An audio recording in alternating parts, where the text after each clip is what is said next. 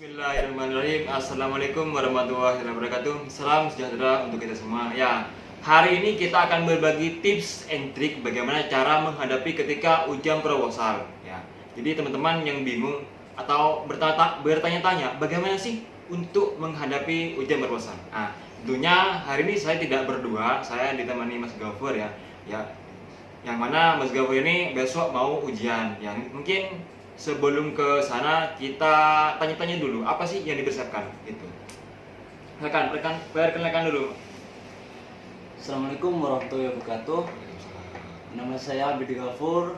Yang saya persiapkan yang pertama itu PPT, yang kedua mempelajari sebuah proposal yang dimana memahami sebuah isu hukumnya, memahami isu hukum yang akan dipresentasikan besok. Itu proposal ya. Proposal yang keliling itu. Proposal yang keliling itu. Proyek. Itu proyek, Pak. Bukan. Proposal skripsi ya. Proposal skripsi. Proposal skripsi loh ya. Proposal pelayanan. Bukan. Jadi ini proposal skripsi. Jadi kita mau bahas tentang tips yang perlu diketahui menjelang maju ujian proposal skripsi. Tesis juga bisa ya. Tesis juga bisa. Semakin banyak yang nonton dari mereka yang program tesis semakin baik. Supaya view-nya banyak. Promosi ini. Nah, ini Mas Gafur besok mau ujian proposal. Ya. Jadi sekarang sudah mulai mempersiapkan apa saja yang perlu disiapkan. Tadi sudah menyampaikan. Ya. Kau usah grogi Mas, santai saja. Siapa? Ini belum ujian. Ntar kalau sudah ujian, Gak apa-apa dulu. nggak apa-apa grogi supaya bisa jawab. Nah tadi sudah benar itu. Saya cuma melengkapi saja apa yang disampaikan oleh Mas Gafur.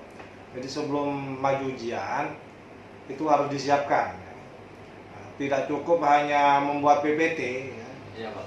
Dan PPT itu dibuat harus sesuai dengan waktu yang diberikan. Waktu yang diberikan umumnya berkisar antara 7 sampai 10 menit. Jadi PPT-nya dibuat sesederhana mungkin. Terdiri dari maksimal 10 slide ya. Kalau 7 sampai 10 menit itu kan perkiraan saya maksimal 10 slide itu sudah cukup ya. Bahkan lebih dari cukup gitu. Yang dimasukkan dalam PPT itu hanya pointersnya saja, artinya pokok-pokok pikiran saja yang ada dalam proposal skripsi itu. Tidak perlu dijelaskan panjang lebar, hanya poin-poinnya saja. Ya, yang menjadi pokok pikiran dari skripsi itu. Ya. Sesuaikan dengan waktunya hanya 7 sampai 10 menit. Itu yang pertama. Kemudian yang kedua, betul yang katanya Mas Gafur tadi, Anda yang menulis proposal itu, Anda juga yang harus paham dan menguasai dengan baik isinya. Ya. Jangan sampai nanti Anda mengusulkan proposal, ternyata Anda tidak menguasai isinya apa saja yang ditulis. Ya. Apalagi ini ditulis sendiri. Ya, kalau kemudian Anda bingung dengan tulisan Anda sendiri, nah terus gimana ya? Jadi ini mohon diperhatikan karena pengalaman ada mahasiswa yang seperti itu ya. Makanya ini harus diperhatikan ya, bahwa apa yang Anda tulis itu memang tulisannya sendiri ya. Sehingga mempersiapkannya juga lebih mudah ya. Menguasainya juga lebih mudah kalau itu memang tulisannya sendiri ya. Itu yang kedua. Kemudian yang ketiga, siapkan mentalnya juga, karena memang diakui ujian proposal ini sangat menguji mental kita ya. Makanya grogi boleh tapi jangan banyak-banyak. karena kalau grogi banyak-banyak nanti pas dimulai ujian itu pengalaman kita menguji itu sudah keluar keringat duluan ya, kemudian blank. Yang awalnya dipelajari karena grogi akhirnya blank. Hilang semua apa yang dipelajari ya dalam pikirannya, akhirnya tidak fokus ya.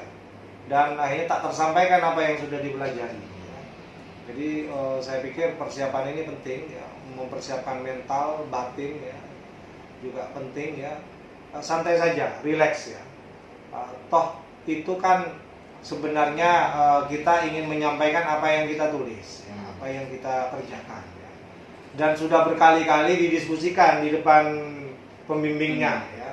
Jadi saya kira itu kan hanya pengulangan-pengulangan ya. Apa yang sudah dibimbingkan ya itu yang disampaikan ya.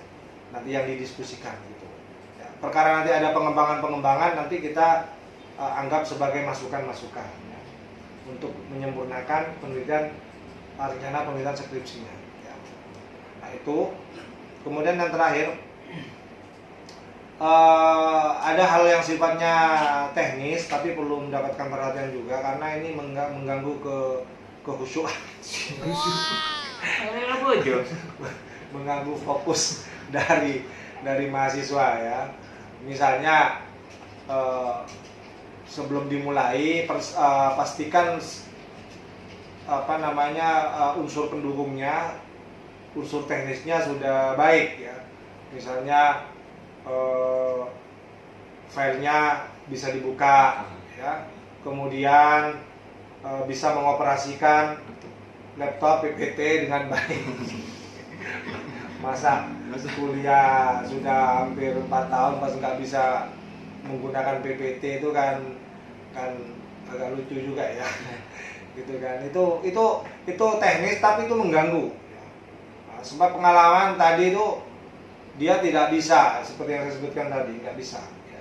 Buka file aja itu bingung ya. Bagaimana itu caranya? Mungkin itu ngeblank Ya. karena dari deg-degannya dia jadi bingung mau ngapain gitu. Ya, jadi hal-hal teknis begini kemudian mengganggu ini karena untuk mempersiapkan itu saja itu butuh waktu cukup lama ya. Dan ketika menunggu lama itu yang bersangkutan pasti ditegur sama pengujinya. Ya. Nah, ketika ditegur itu pasti itu sangat mengganggu. Ya, akhirnya konsentrasinya buyar gitu kan. Ayo gimana kok belum mulai gitu. Coba. Ketika ditegur dengan bahasa yang seperti itu saja sedikit itu sangat mengganggu. Akhirnya blank, nggak bisa wes. Ada gangguan psikis. Ya, secara psikis dia sangat terganggu untuk menyampaikan usulan penelitiannya itu secara baik. Jadi itu hal-hal yang perlu dipersiapkan ya. Jangan sampai kemudian jelang maju ujian skripsi tidak siap ya. Tidak mempersiapkan apa yang saya sampaikan tadi ya. Nah, itu Mas Gafur yang perlu saya sampaikan juga, sudah benar apa yang sampaikan tadi tentang hal-hal yang perlu disiapkan ya. Ya, terkait mental, ini kan butuh tuh mental. Gimana cara untuk melatih mental? Ya, ini kan kalau mental kita blank, itu kan nanti berpengaruh ke belakang untuk ketika ujian. Ya seperti yang saya sampaikan tadi, sebelum kita masuk ke ruang ujian itu, ya pastikan penguasaan kita terhadap materi itu sudah baik. Ya. Kemudian yang kedua, hal-hal yang sifatnya teknis itu sudah harus disiapkan ya. Disiapkan, sudah berkoordinasi dengan panitia. Khawatir misalnya laptopnya kurang fungsi atau proyektornya misalnya kurang fungsi, itu harus dipastikan ya. Karena nanti masuk ke dalam ruangan, di situ sudah ada 3 penguji ya. Ada 3 penguji yang sudah menunggu ya. Nah, ketika masuk ruangan dia sudah harus bisa mengoperasikan ya. Filenya sudah harus dimasukkan kalau memang itu pakai flash disk ya, atau mau menggunakan laptop sendiri ya sudah harus tahu caranya mengoperasikan laptop masuk ke proyektornya itu ya. Cara masuk Memang tidak bisa masuk karena itu terlalu besar. Coba laptopnya ukurannya 1 kilo, proyektornya cuma berapa ya. Jadi mohon maaf saudara, masa kita sambil gurau ya. Iya. Jadi itu harus bisa operasikan. Jangan sampai apa-apa manggil panitia ya. Karena panitia tidak selalu standby di dalam ruangan, Mas ya. Jadi Anda sebelum masuk ruangan, kalau perlu bantuan panitia, tanya dulu dari luar ya.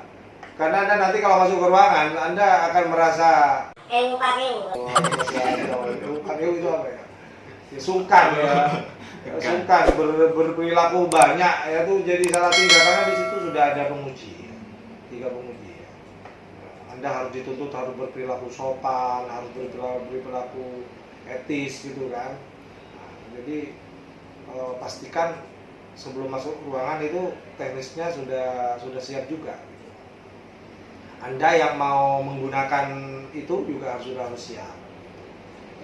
Itu mengganggu kejiwaan, mengganggu mental itu ya. Kalau itu saja tidak siap ya dijamin stres itu. Masa coba bayangkan, belum lagi harus mikirin materinya yang dipelajari, masih mikirin itu nggak bisa dibuka filenya, ya, masih belum bisa mengoperasikan proyektor, ya kan? Pasti didesak-desak itu sama pengujinya. Gimana ini kalau nggak bisa, nggak siap-siap gitu. Nah, itu maksudnya. Ya. Gimana Mas Gabor, sudah siap? Siap Pak, cuma yang saya pertanyakan Pak, bagaimana mungkin ada tipsnya tersendiri dari Bapak untuk menghilangkan grogi? Yang pastinya itu ketika sudah masuk ruangan seperti angker. Seperti angker pasti. Horor. Gimana horor, Pak? Ruangan itu horor meski cuma isinya 3 orang. Yang Ya, tapi 3 orang itu bukan tim. ya mungkin Bapak punya tips gimana untuk menghilangi rasa groginya ketika masuk ruangan. Ya, yang jelas Anda masuk ke ruangan tuh tidak masuk ke ruang yang angker, salah. Jadi, tapi nggak apa-apa, itu bahasa mahasiswa, Mas. Iya, iya. Jadi mereka membayangkan masuk ke dalam ruangan tuh masuk ke ruang angker. Ya, ya itu nggak apa-apa, itu penilaian menurut saya sih benar juga ya. Artinya benar dalam arti itu tempat yang sakral. Ya. Tempat yang sakral. Jadi Anda harus ambil wudhu dulu. Kayak mau sholat ya. Enggak, saya gurau ya. Mohon maaf saudara ya. Jadi kalau Anda membayangkan itu tempat yang sakral, berarti Anda kan harus butuh persiapan khusus ya. Iya, Pak. Butuh persiapan khusus ya. Makanya hal-hal yang saya ceritakan tadi itu benar-benar dipersiapkan dengan baik. Kemudian yang kedua memang perlu juga dibarengi dengan kekuatan batin, seperti misalnya banyak berdoa ya, sebelumnya sholatnya sudah baik ya, apalagi bulan Ramadan ya, sudah terbiasa dengan rangkaian ibadah Ramadan ya kan. Saya kira itu semakin mematangkan pikiran kita ya. Tidur saja ibadah ketika Ramadan. Iya, tidur saja ibadah ya, apalagi tidur sehari gitu ya. Iya. Itu yang Ibadah kan? Ibadah itu latihan jadi jenazah.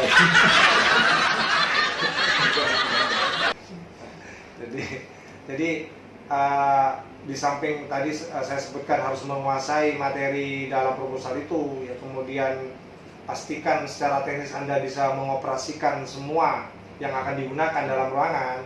Yang ketiga memang harus menguatkan batinnya, menguatkan mentalnya itu dengan banyak berdoa ya, didahului dengan ibadah. Yang jelas ada satu hal yang perlu saya sampaikan, tidak perlu dilakukan. Misalnya pakai dukun. Maaf saudara, kita nggak pakai gitu. Yang Murni saudara. Nggak boleh pakai syarat-syarat ya. Kita nggak pakai itu ya, kaitan dunia kampus ya, bukan dunia gaib ya, perdukunan ya. Jadi percuma Anda pakai itu karena di sini sakti semua. Termasuk saya itu nggak bisa dikasih jampi-jampi, nggak bisa Mas. Kalau saya dikasih jampi-jampi nanti dijamin Anda nanti nangis di dalam ruangan. Karena nggak mempan gitu ya. Nah itu pesan saya, jadi hal-hal yang begitu kita hindari ya, karena kita ini masyarakat ilmiah ya, kurang relevan kita menggunakan itu ya. Nah, itu kemudian mungkin perlu Anda dapat informasi hal-hal apa saja yang terjadi di dalam bisa. selama di dalam ruangan ya kan. Sudah tahu belum dari teman-temannya, sudah tanya-tanya? Sudah tanya-tanya Iya, Pak. sama teman-teman yang sudah ujian? Iya, Pak. Apa yang dialami itu misalnya? Apa yang dialami? Yang dialami teman-teman itu Pak, ketika tidak bisa mempertahankan itu Pak, ada yang sampai revisi judul Pak, ketika dia tidak memahami apa yang dibuat Pak, judulnya direvisi, banyak yang dirubah gitu Pak. Ketika ditanyakan tidak bisa menjawab, berarti kan bukan buatnya dia Pak, hasilnya hasil copy paste seperti itu teman-teman Pak. Ya itu betul. Jadi itu mungkin salah satu yang sering terjadi ya di dalam ruang ujian ya. Ada banyak mahasiswa itu tidak bisa mempertahankan apa yang ditulis ya.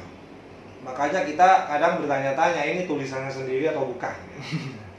Atau tadi sampai bilang jangan-jangan ini copy paste ya. Itu sangat mungkin itu. Dan itu memang saya akui terjadi di dalam ruangan ya. Makanya kalau misalnya merespon apa yang disampaikan oleh penguji itu kan perlu saya beritahukan dulu, penguji itu kan memberikan respon itu pertama itu pertanyaan. Ya. Kalau pertanyaan ya harus dijawab. Ya. Jangan cuma bilangnya siap, iya. Gitu. Ini mau ujian atau mau apa ya, mau apel gitu ya.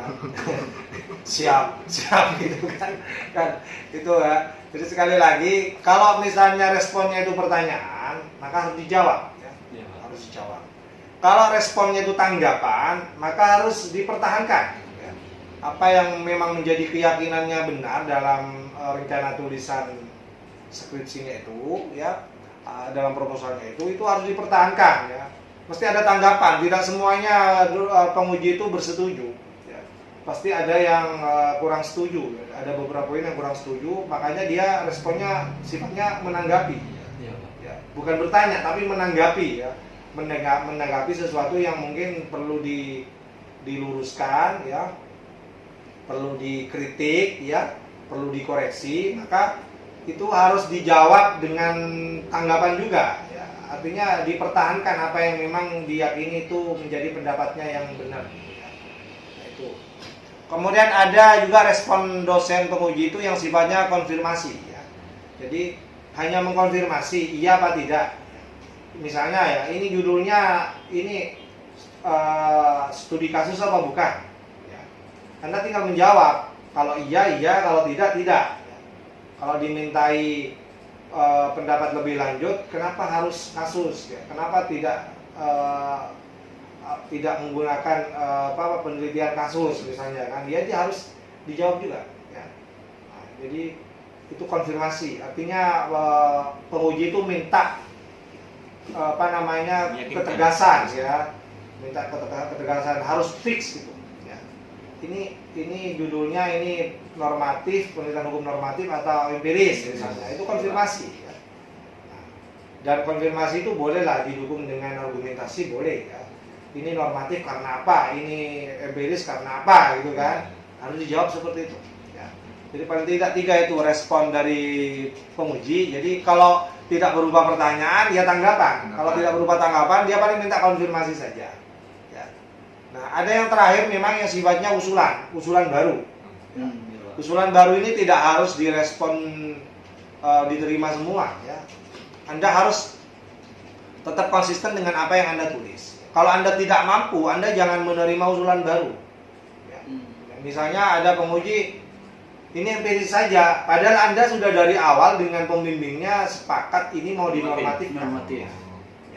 Tapi ada usulan dari 1-2 penguji, ini lebih bagus ini kalau empiris gitu kan. Nah itu bagus menurut siapa dulu? Ya kan? Karena yang meneliti itu kan mahasiswa. Anda harus tahu kapasitas atau kemampuan Anda sendiri. Jangan kemudian mengikuti idealismenya penguji, bagus gitu kan. Tapi Anda tidak mengukur pada kemampuan diri Anda sendiri ya. Ingat waktunya ini efektif 2-3 bulan bimbingannya ya. Kalau Anda harus melakukan penelitian dengan usulan yang empiris baru ya, apalagi yang misalnya empiris itu kan butuh waktu yang lebih lama ya. Tidak cukup waktu 3 bulan tuh nggak cukup ya. Ya, kalau misalnya nanti ada tawaran dari atau usulan baru dari penguji, ini empiris saja bagus ini ya, itu tidak serta-merta Anda kemudian terima ya. Anda boleh memberikan jawaban ya, sesuai dengan kemampuan Anda ya. Tidak boleh semuanya menuruti ya kemauan atau usulan dari penguji. Itu boleh ya. Kalau saya yang bimbing, saya bantu ya. Saya bantu mahasiswa saya. Kalau memang ini saya arahkan untuk normatif, saya akan bantu. Kalau dia kurang bisa jawab, saya bantu ya. Jadi walaupun sesama penguji itu Mas, Iya. sangat mungkin itu berbeda pendapat. Saya biasa juga berbeda pendapat dengan teman-teman penguji yang lain ya. Nah, dan kami saling support, artinya saling menghargai ya, pendapat satu sama lain. Karena saya pembimbingnya ya terserah saya nanti juga yang mengarahkan, yang membimbing. Ya. Beliau-beliau penguji yang lain boleh memberikan masukan, tapi yang menjalankan kan mahasiswanya, ya kan, bukan yang karena bukan beliaunya gitu ya. Sama, saya membimbing juga gitu. Saya nggak mungkin memaksakan pikiran saya itu berlaku untuk dilaksanakan oleh mahasiswa saya yang saya bimbing. Ya. Karena yang melakukan penelitian bukan saya, ya, tapi mahasiswanya. Ya. Kalau saya paksa mahasiswa itu mengikuti pikiran saya, berarti saya yang melaksanakan penelitian, mahasiswanya yang disuruh untuk melaksanakan. Nah, ini nggak benar gitu ya. Ya menurut saya ini nggak benar gitu kan. Nah itu maksud saya. Nah terus apa lagi yang biasanya sampean tahu dari teman-teman itu? Yang sudah dialami teman-teman pasti sampean tanya ya. Iya Pak. Ya apa? Ya yang saya tanyakan ketika teman-teman itu dosen pembimbing bertanya, teman-teman tidak bisa menjawab itu Pak, tidak bisa menjawab.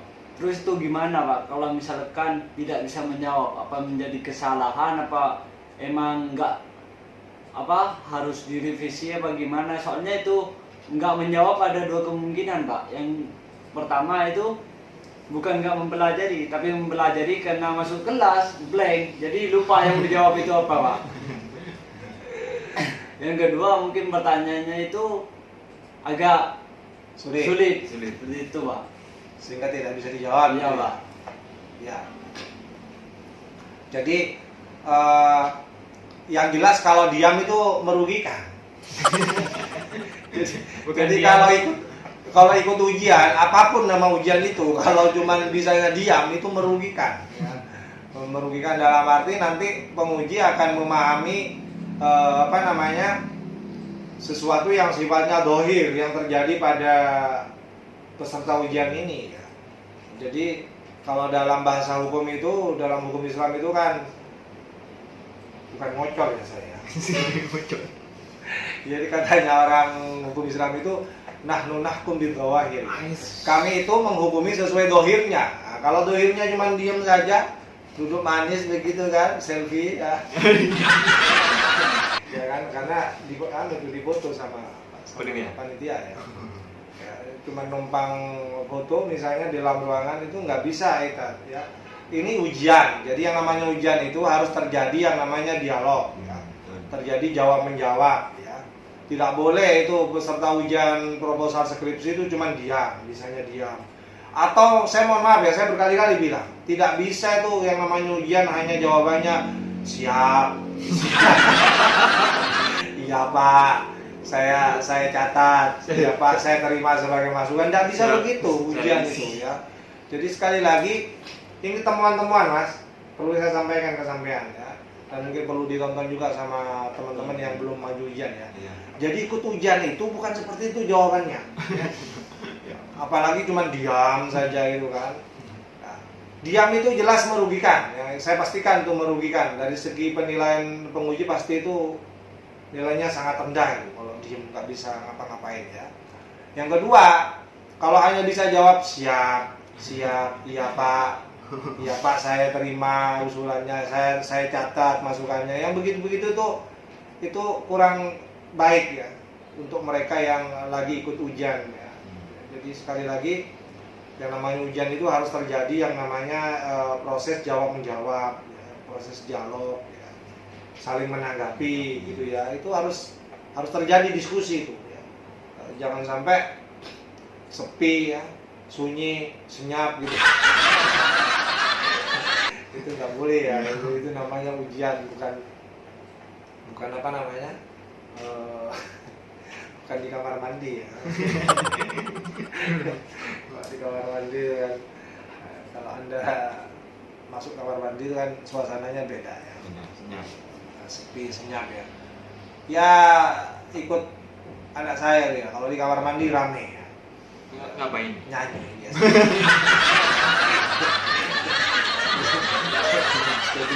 Jadi lebih dari sekedar mandi, ya, aktif ya, bukan nyanyi sampai lama ditunggu nggak keluar itu. Nah, itu ya. Nah ini ujian itu harus hidup suasananya, jangan diam. Itu apalagi yang Anda khawatirkan dari apa yang terjadi di dalam ruangan? Mungkin itu apa yang harus kita presentasikan, kan ini di proposal banyak yang dibahas nih Pak. Ya, waktunya cuma 7 sampai 10 Ya, menit banyak. ya. Kalau di Fakultas Hukum Unija itu paling waktunya, kalau saya yang jadi ketua majelisnya itu 7 sampai 10 menit. Jadi yang disampaikan itu pokok-pokok pikiran saja dari keseluruhan isi proposal skripsi itu. Misalnya judulnya harus disebutkan secara fix, jangan nyontek gini, masa judulnya saja nggak hafal gitu kan. Bukan kita ngajak menghafal, tapi paling tidak masa judul itu nggak bisa diingat atau dihafal ya. Jadi hanya menyebut judul saja, harus lihat ini ya, harus lihat naskah, harus lihat PPT ya. Jadi kalau judul saya kira itu sudah harus di luar kepala ya. Di luar kepala itu maksudnya bukan tak masuk kepala ya. Maksudnya luar kepala itu langsung mudah ingat. Itu maksudnya ya. Judul itu harus fix disampaikan. Kemudian yang kedua, latar belakangnya. Jadi memuat hal-hal penting yang berhasil mengantarkan ke isu hukumnya, ke permasalahannya. Jadi dalam latar belakang itu Anda mendeskripsikan hal-hal yang bisa mengantarkan ya kepada permasalahan yang akan diteliti ya. Hal-hal yang menjadi alasan itu apa saja, hal-hal yang menarik itu apa, gitu kan. Ya, termasuk hal-hal yang membedakan dengan penelitian sebelumnya itu apa. Ya. Dan itu harus bisa mengantarkan kepada permasalahannya. Ya. Jangan kemudian bertele-tele ya, yang permasalahannya tentang perceraian, ya, judulnya tentang perceraian, permasalahannya tentang perceraian. Tapi di latar belakangnya itu lebih banyak membahas yang sifatnya umum, bicara perkawinan, tuh nggak nyampe, nggak masuk ke perceraian itu kan. Sampai waktunya habis, cuman 2 baris bicara tentang perceraian. Ya, itu nggak bisa begitu. Ya langsung aja masuk ke ini, ke pokok permasalahannya. Jadi kalau memang judulnya itu tentang perceraian, isu hukumnya dan permasalahannya itu tentang perceraian, maka di latar belakang itu bicara yang umum itu sedikit saja ya. Bicara perkawinan dulu boleh, tapi setelah itu harus segera masuk ke permasalahan perceraian ya. Hingga kemudian berhasil mengantarkan kepada permasalahan yang dirumuskan. Sebutkan permasalahan yang dirumuskan apa. Kalau perlu dibatasi ya. Karena kemarin ada yang buat permasalahan itu menurut penguji itu terlalu luas ya. Terlalu luas ya. Karena apa? Karena pengusul atau mahasiswa yang mengusulkan proposal skripsi itu itu tidak membuat batasan permasalahan. Ya. Jadi sehingga ada penguji yang memahaminya ini kok terlalu luas ya gitu ya. Nah, itu menurut saya perlu ada penjelasan singkat tentang ruang lingkup dari permasalahan yang diteliti. Supaya tidak muncul pertanyaan-pertanyaan ini terlalu luas ini. Ya. Nah, itu. Dan permasalahan itu harus matching dengan judul, ya. Harus menjawab judul, ya. Itu. Makanya judul itu mewakili keseluruhan isi, ya, termasuk mewakili permasalahan yang dirumuskan. Judul itu harus mencerminkan isu hukum atau permasalahan yang dirumuskan. Ya. Itu ya. Kemudian setelah itu bicara tujuan boleh, ya. Manfaat juga boleh, tapi sedikit-sedikit saja yang disampaikan. Nah, tentang ditinjauan pustaka itu kan biasanya paling banyak saya lihat lembarnya itu. Ya. Nah itu juga tidak perlu disampaikan terlalu banyak ya. Cukup Anda menyebutkan saja ya. Misalnya teori yang digunakan, misalnya menggunakan teori keadilan bermartabat ya, yang dicetuskan oleh Profesor Teguh Prasetyo misalnya. Menggunakan teori hukum progresif yang dicetuskan oleh Profesor Sagito Raharjo, gitu-gitu saja ya. Karena ya nggak usah dijelaskan. Dan tolong di tinjauan pustaka itu jangan terlalu banyak mengutip undang-undang. Ini saya perhatikan ini dicoret-coret sama penguji ya. Jadi isinya di tinjauan pustaka itu Anda menguraikan bahan-bahan kepustakaan yang sudah dihasilkan oleh para ahli ya. Nah, misalnya ya itu tadi ya, teori yang dihasilkan oleh ahli A, teori yang dihasilkan oleh ahli B itu ya, atau paling tidak konsep. Kalau misalnya tidak ada teori tapi memang konsep-konsep yang sudah mulai matang ya, dikembangkan oleh para ahli. Hindari mengutip-ngutip apa itu undang-undang. Biarlah undang-undang nanti dipakai Anda untuk menguatkan argumentasi Anda di bagian pembahasan. Yang terakhir yang perlu disampaikan metodologinya. Ini juga jangan terlalu berpanjang lebar ya. Langsung saja, kalau waktunya nggak cukup, Anda tinggal menyederhanakan penjelasannya. Misalnya ya, penelitian skripsi ini adalah penelitian hukum normatif. Sudah titik. Ya, mau dijelaskan boleh, kalau tapi jangan banyak-banyak. Pendekatan yang digunakan adalah pendekatan yuridis normatif.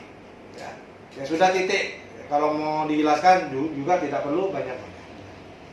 Bahan hukum yang digunakan adalah bahan hukum primer, bahan hukum sekunder, bahan hukum tersier, gitu ya. Kalau mau disebutkan boleh, tapi ingat waktunya. Teknik pengumpulan bahan hukumnya, misalnya studi kepustakaan, nggak usah dijelaskan berpanjang lebar. Ya. Teknik analisisnya, misalnya menggunakan teknik analisis secara kualitatif, ya, dengan metode berpikir deduktif atau induktif, gitu ya. Gitu saja. Ya. Tidak perlu dijelaskan berpanjang lebar yang kemudian waktunya nggak cukup 7 menit sampai 10 menit. Nah itu menjawab pertanyaan Mas Oos, ya. Presentasinya apa saja yang disampaikan Pak? Ya itu saja. Paling yang dilihat oleh penguji itu cuman judul, rumusan masalah, ya. Terus kesesuaiannya juga dengan metode yang digunakan. Ya. Kalau lihat kajian pustaka, paling lihat teorinya relevan enggak yang digunakan itu. Ya. Nah, kalau misalnya ini penelitian hukumnya normatif, maka teorinya juga harus diambil dari teori-teori hukum yang sifatnya normatif. Itu nyambung gitu. Kalau penelitian hukumnya empiris, ya paling yang dilihat ini teori yang digunakan ini apa. Pastikan menggunakan teori hukum yang juga sosiologis atau empiris. Ya, misalnya bukunya Anda perlu baca hukum progresifnya Victor Harjo, ya. Itu yang mungkin perlu diperhatikan ya. Jadi harus sesuai itu ya, judulnya, rumusan masalahnya, penggunaan teorinya, ya, kemudian metodologinya. Itu saja. Kalau itu meeting semua, saya yakin itu sudah dapat nilai baik ya. Dan tidak akan terlalu banyak ditanya ya. Kecuali saya. Karena terus terang saya sama mahasiswa itu ada yang menilai, ya namanya mahasiswa boleh lah ya menilai ya. Ada yang bilang gini ya, tapi saya nggak GR ya, tapi ini ada yang komen gitu, Pak Zin itu kalau bimbing kok enak ya, tapi kalau menguji kok kayaknya killer katanya ya, ada yang bilang gitu ya. Enggak, saya menguji walaupun pertanyaan sulit-sulit, tapi saya nggak termasuk yang killer ya. Jadi sekali lagi saya tidak termasuk yang seperti, saya hanya ingin menggali lebih lagi, artinya saya ingin memastikan bahwa Anda menguasai dengan baik apa yang Anda tulis. Jadi bukan maksud saya untuk dalam tanda petik membunuh mahasiswa supaya tidak bisa jawab, supaya grogi, supaya bingung, bukan ya. Saya tidak termasuk dosen yang mencari-cari kesalahan mahasiswa ya. Nah, kita objektif saja, apa yang ditulis ya itu yang saya tanyakan gitu loh. Kalau nggak bener ya kita benerin gitu. Nah, ya ada lagi pertanyaan? Jadi saya nggak ada Pak. Cukup Pak. Mas Os, ini mantan ini. Mantan apa? Boyband. Kalau ini banyak makan garam ini. Iya, memang banyak pengalaman. Kan banyak makan asam garam kemudian awal jadi asam Lebih awal mengalaminya gitu ya. Nah, itu yang saya maksud dengan banyak makan garam. Bukan maksudnya makan garam di kali hangat, bukan. Dikirim Mas Guru ya. Mas Guru ya, Mas Guru. Bujur negara Mas Guru. Bukan, masa Mas Guru itu Mas Ubed. Iya Guru Ubed. Mbak siapa namanya itu? Ubaidillah. Ubaidillah. Guru. Ubed dipanggil Ubaidillah dipanggil Ubed. Ubed. Enggak ada, bukan guru. Guru Septiaji Ubaidillah. Wah kan. Oh. Guru Septiaji. Saudara, saya lupa nama mahasiswa saya. Oh, guru Setiaji Ubaidillah. Oh, namanya panjang ternyata. Ada guru ya. Ya. Guru itu Guru yang ditiru. Guru. Guru itu kalau bahasa Madura itu kan gluduk. Betul nggak? Betul ya? Guru itu apa? Guru itu kan Guntor. iya. Guntur. Betul. Baik saudara, kita gurau saudara. Karena sambil menunggu buka puasa ya. Saya kira cukup ya. Cukup ya. Cukup. Ya. Itu tentang tips and trick bagaimana cara menghadapi ujian perwosal. Jadi teman-teman ini akan menjadi referensi teman-teman atau pandangan teman-teman ketika mau menghadapi ujian perwosal ya. Ya, itu sekian dari kami. Ada satu hal lagi yang belum saya sampaikan ya. Ini penting juga ya. Iya, Pak. Anda kalau ujian ya selain apa yang saya sampaikan tadi yang perlu dipersiapkan ya, jangan Belum ada. jangan sementara jangan dulu ya sambil mengantarkan apa ini Perwosal. proposal mendadak ya. Ujiannya besok ya diantarkan pagi-pagi misalnya besok pagi ya. Itu saya nggak bisa terima saudara yang begitu ya. Atau malamnya ya lumayan lah kalau malamnya masih ada waktu untuk dibaca ya. Jangan mendadak kemudian mau ujian baru mengantarkan naskah proposalnya karena di Fakultas Hukum kita ini itu mahasiswa yang mengantar mas ya. Itu bukan panitianya ya. Nah, karena ya tapi nggak apa-apa itu teknis ya. Anda berarti membantu panitia ya karena panitia itu pekerjaannya banyak ya, perlu disiapkan. Jadi Anda membantu panitia mengantarkan proposal ya. Dan jangan bawa sesuatu. Sesuatu apa itu? Karena itu miliknya Syahrini. Iya, sesuatu. Sesuatu. Jangan bawa sesuatu ke rumah saya, saudara ya. Karena saya tidak terima sesuatu di rumah saya ya. Di luar. Nah, Di luar. kalau di luar silakan diserahkan ke Mas Oos dulu. Enggak. Nah, saudara saya. Gurau. Kita tidak pernah terima sesuatu. Ya, kita tidak pernah terima sesuatu. Karena itu mengganggu idealisme saudara. Ya, mengganggu kita ini manusia ya. Hal-hal begitu itu sangat mengganggu. Jadi minta tolong teman-teman jangan membawa sesuatu bersamaan dengan membawa proposal ya. Karena kalau bawa proposal itu mestinya saya yang ngasih sesuatu ya kan, bukan Anda ya. Seperti maksudnya kalau Anda bawa proposal kan Anda berharap dapat sesuatu iya kan. Nah ini yang bawa proposal bawa sesuatu. Nah ini kan Siapa yang ngasih? Nah, ini jadi saya ingin mengatakan bahwa di Fakultas Hukum kita ya itu memang sangat dijaga ya. Yang begitu-begitu sangat dijaga ya. Perkara nanti sesudah selesai ya, sudah lulus ya.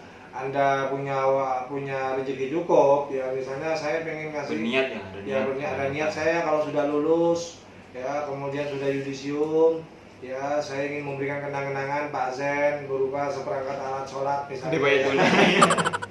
Ya, itu nggak apa-apa ya kalau misalnya punya nazar kalau lulus lancar baik gitu ya. Nazar penyanyi. Ya bukan asal itu. Ini penyanyi dangdut suka saudara. Kan ada banget. Ada banget. Enggak, saya nggak suka dangdut. Saya suka rock. Rock apa? Rock solo. Enggak saudara ya. Oke gitu saja yang perlu saya tambahkan. Mohon maaf ya. Sudah 41 ya. Nah, silakan saya sampaikan saya kembalikan kepada Mas Oos. Ya, itu teman-teman seputar ya cara atau tips and trick bagaimana cara menghadapi proposal. Jadi teman-teman silakan Di proposal. ujian proposal. Nggak takut tuh proposal. Mohon maaf, sudah tak pareco. Cerdas. Apa? Lapak kader. Kita lapak kader, proposal. Padahal sebelum proposal itu masih ada sesuatu di situ. Berarti tak pareco. Ya, berarti lompatannya tinggi. Ya, mohon maaf teman-teman, kita meskipun kita ini sebenarnya ya ini sebenarnya serius ya. untuk persiapan ujian proposal. Tapi kita kemas tidak formal ya, kita agak komedian, lucu-lucuan. Jadi agar teman-teman juga melihatnya tidak tegang gitu.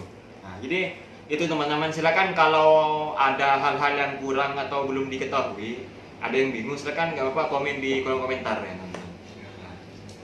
Nah, itu mungkin dari kami sekian. Ada lagi Mas Gobor? Gak ada mas.